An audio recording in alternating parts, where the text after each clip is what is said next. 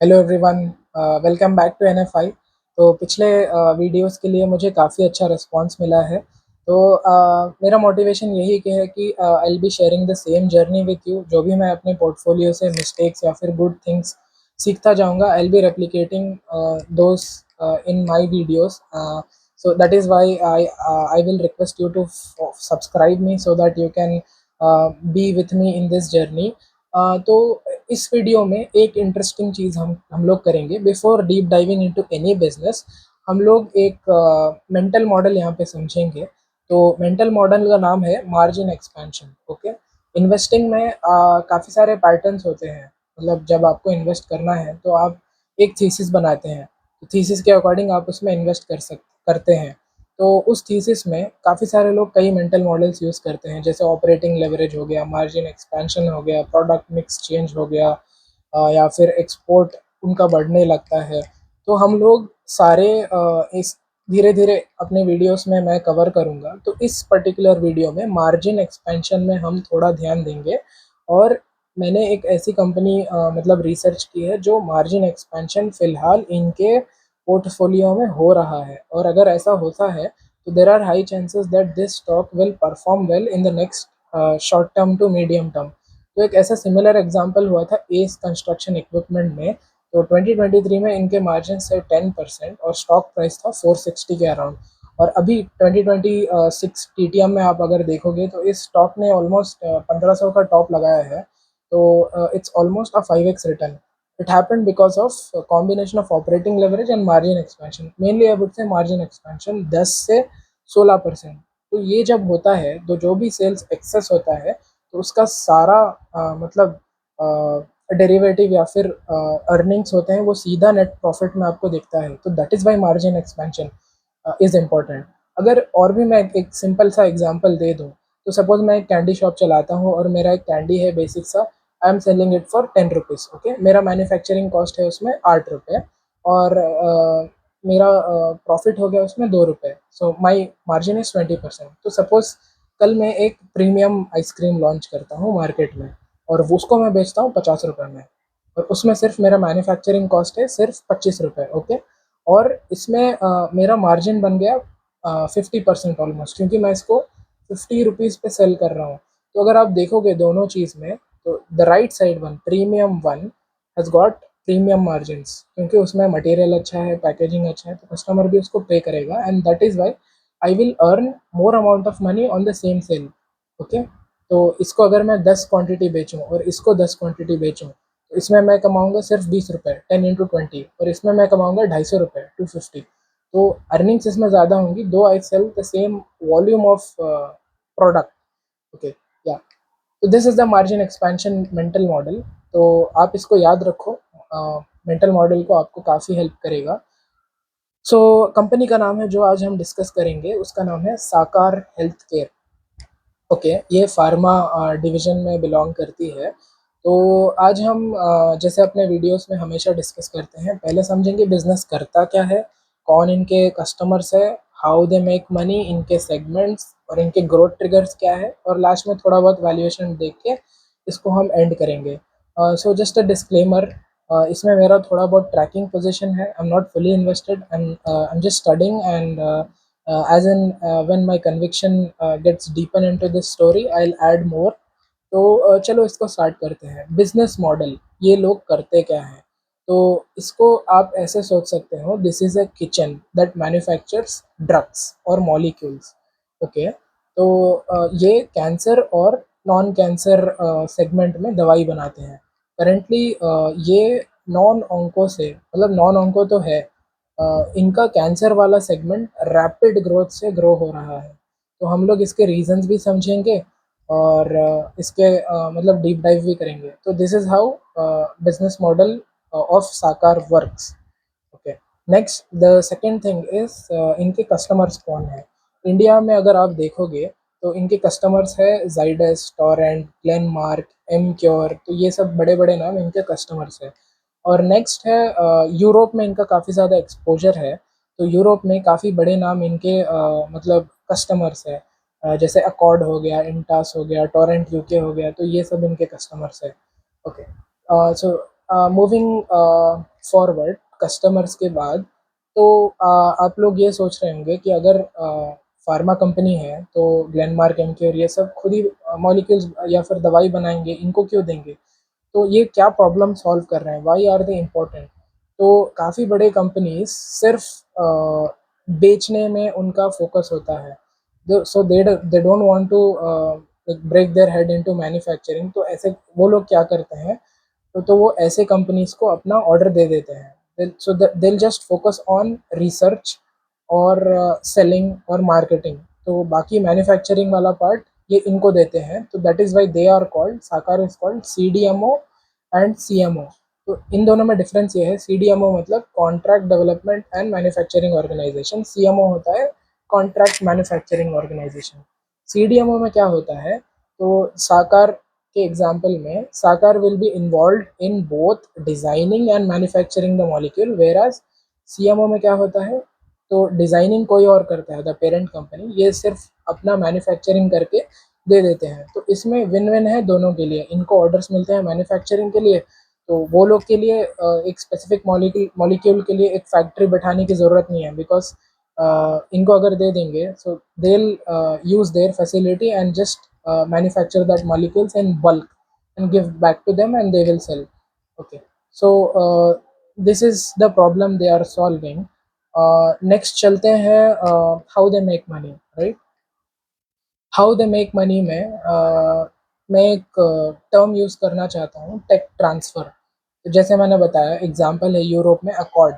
Okay, तो ये लोग रिसर्च वगैरह करके अपने मॉलिक्यूल्स को अप्रूवल लेके सब कुछ करके वो अ, इन लोग को अपना सारा मतलब जो फॉर्मुलेशन है वो इनको लाके दे देते हैं कि this is the blueprint and this is how you have to manufacture the molecule for me.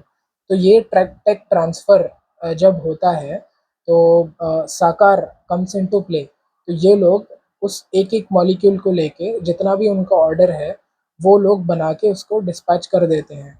तो ये बैक टू बैक ऑर्डर्स होते हैं, मतलब इट इज़ रिपिटेटिव, ऐसा नहीं कि एक बार बेच दिया बस ख़त्म। क्योंकि आजकल कैंसर के पेशेंट्स बहुत बढ़ गए हैं and it's as of now one of the biggest disease, मतलब पॉपुलेशन वाइज अगर आप देखोगे तो इसकी दवाई की नीड होती ही है। एंड साकार के लिए ऑर्डर्स आते ही रहेंगे until and unless the player also does well in the market. तो अगर अकॉर्ड की दवाई की बूम मार्केट में है, तो ऑटोमेटिकली साकार के लिए भी बहुत सारे ऑर्डर्स उसमें आ जाते हैं। दूसरा है, जैसे मैंने बताया, नॉन ऑन्को प्रोडक्ट्स इनके सेफेलोस्पोरिन्स करके है, तो ये नॉन ऑन्को में आता है। तो 70% इनका ऑलमोस्ट इसमें कैपेक्स यूटिलाइज्ड है and they are doing they are doing well in this segment. और इसमें मतलब सेफेलोस्पोरिन जो है वो एक कैश फ्लो स्टेबलाइजर के जैसे इनके लिए काम करता है, राइट? नेक्स्ट अभी आते हैं इनके ट्रिगर्स, अभी इसको क्यों पढ़ रहे हैं हम लोग। ओके, तो साकार के केस में अगर आप देखोगे, तो इनका प्लांट जो अभी केपेक्स लाइव हुआ है, तो कोई भी मतलब अगर यूरोप में दवाई बेचना है तो उसको दो प्रोसेस से उसको गुजरना होता है। फर्स्ट इज़ उसको यूरोप GMP कंप्लायंट होना पड़ता है। मतलब यूरोप का कुछ काफ़ी गाइडलाइंस है जो भी दवाई बनाती है उन लोग के लिए, फॉर एग्जांपल साकार के लिए। तो उनकी कुछ गाइडलाइंस है, वो सब अगर टिक मार्क होते हैं only then the facility is considered to be Europe GMP compliant. तो ये साकार ऑलरेडी हो चुका था पहले ही। और सेकेंड फेज़ आता है, थोड़ा बहुत और उसमें गाइडलाइंस ऐड कर दिए जाते हैं, तो वो जब अप्रूव हो जाते हैं तब द फैक्ट्री और the organisation is allowed to sell into the European markets. तो साकार को अभी हाल फिलहाल में Q3 के टाइम पे ही उस यूरोप का कमर्शियलाइजेशन लाइसेंस मिल गया। That means they can sell into Europe with valid licence, तो इनको सब मिल गया। अभी जो इनके मॉलिक्यूल्स है, तो ये सिर्फ कैंसर के लिए स्पेसिफिक है, तो इनके पोर्टफोलियो में ऑलरेडी 10 मॉलिक्यूल्स अवेलेबल हैं। तो FY27 तक ये सब मॉलिक्यूल्स एक एक करके इनके पोर्टफोलियो में आ जाएंगे फ्रॉम अकॉर्ड, और ये लोग उसको बना के मतलब सेल करेंगे यूरोप में। So that is how the first trigger is going to play out, the Europe commercialisation theme. अगर ये 10 मॉलिक्यूल सारे जैसे इन्होंने अपने कॉन कॉल में बताया नेक्स्ट FY27 तक बन बन के यूरोप में जाएंगे, तो that will give them good volume and as well as good margins, क्योंकि मैंने आपको बताया नॉन ऑनको में कम मार्जिन्स होता है और ऑनको में ज़्यादा मार्जिन्स होता है। 30% ये लोग टारगेट कर रहे हैं। अगर ये अचीव हो जाता है तो that will be a very good play for this guys. Second is जो कैपेक्स इन्होंने कैंसर के लिए बनाया था, that is only 20% utilized as of now. So there is a huge room for operating leverage to play out as well. तो अगर ये बताते हैं अपने कॉन कॉल में, अगर 100% वो लोग इस प्लांट को यूटिलाइज कर ले तो they can reach almost like 2000 crore revenue. तो कंपनी का रेवेन्यू ही let me check, Sakar company का रेवेन्यू ही I think as of now 231 crore का है TTM में। तो अगर ये 1000 करोड़ इसमें ऐड हो गया है तो that will be a very big opportunity just from the cancer drugs itself. So that is I am telling it's a very good opportunity to look into Sakar as of now. Okay, second इनका trigger है जो जैसे मैंने तो second वाला ये हो गया। थर्ड ट्रिगर है, ये लोग बैकवर्ड इंटीग्रेशन करना मतलब करने का प्लान भी रख रहे हैं। तो क्या होता है, जैसे आप कोई भी दवाई खाते हो तो एक कैप्सूल होता है, कैप्सूल के अंदर दवाई होती है, जो अंदर पाउडर होता है उसको API बोलते हैं और बाहर वाला कैप्सूल को बोलते हैं FDF, फाइनल डोसेज फॉर्म, ऐसा कुछ है उसका फुल फॉर्म। तो API बनाने के लिए अलग लाइसेंस चाहिए, FDF बनाने के लिए अलग लाइसेंस चाहिए विथ रिगार्ड्स टू यूरोप। तो इन लोग के पास FDF का ऑलरेडी लाइसेंस था, API का नहीं था। तो इनको एक और प्रोसेस पूरा करना होता है, द CEP करके एक है, सर्टिफिकेट ऑफ सूटेबिलिटी, ऐसा कुछ उसका नाम है। तो इनको ऑलरेडी 4 में से एक मॉलिक्यूल को शायद CEP मिल गया है, विच मीन्स ये लोग API और FDF दोनों साथ में बना के मार्केट में दे सकते हैं। तो अगर 3 में से एक मिल गया तो और 3 अगर बन जाते हैं तो again that is a very good play for this साकार हेल्थ केयर। तो ये इनके थोड़े बहुत ट्रिगर्स थे। नेक्स्ट वैल्यूएशन की तरफ बढ़ते हैं। वैल्यूएशन मैंने एक एक्सेल शीट बना रखी है। तो इसमें ऑनको का जो 231 करोड़ का सेल ऑलरेडी हो चुका है, तो उसमें ऑनको का पार्ट था 69 करोड़ और बाकी का था नॉन ऑनको।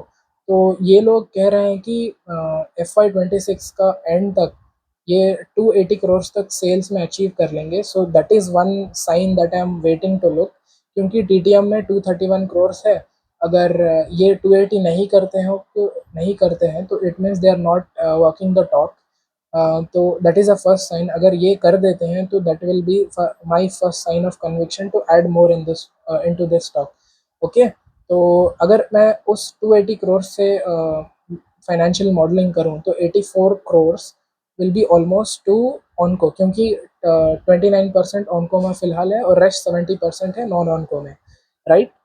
और FY27 और FY29 में मैं फाइनेंशियल मॉडलिंग करूं तो their sales will be 446 crore. मैंने मतलब उसको मैनेजमेंट के गाइडेंस के हिसाब से ऑनको को 65% से ग्रो किया है फॉर FY27 और नॉन ऑनको को 15% बेसिकली। तो FY28 में मैंने ऑनको को फिर से 25% पे ग्रो किया है, क्योंकि वी नेवर नो, मॉलिक्यूल्स का आना स्लो डाउन हो सकता है, that tech transfer. I am bullish only for FY27। तो उसके हिसाब से मैंने OPM भी सिर्फ 30% लिया है। तो पैट लगभग निकल के आता है 60 for FY27 and 80 for FY28। तो उस हिसाब से अगर मैं कैलकुलेट करूं तो इनका फॉरवर्ड PE हो जाता है, क्योंकि मार्केट कैप अगर अभी फ़िलहाल साकार हेल्थ केयर का है 14-15 करोड़। तो forward PE for FY27 is 23 और फॉर FY28 इट्स 17। और पेग इनका निकल के आता है almost like forward PE bye growth rate. तो पैट का कैगर अगर देखेंगे तो इट्स लगभग 40 टिल FY28। तो 17 forward P of FY28 divide by 40, तो PEG is almost 0.44. It's very undervalued. So I think market is not recognizing this opportunity of Sakar, and it's a good opportunity to deep dive and आप भी इनके con calls पढ़ सकते हो और अपना thesis बना सकते हो. तो with that let's stop here and will see you in the next video. Bye.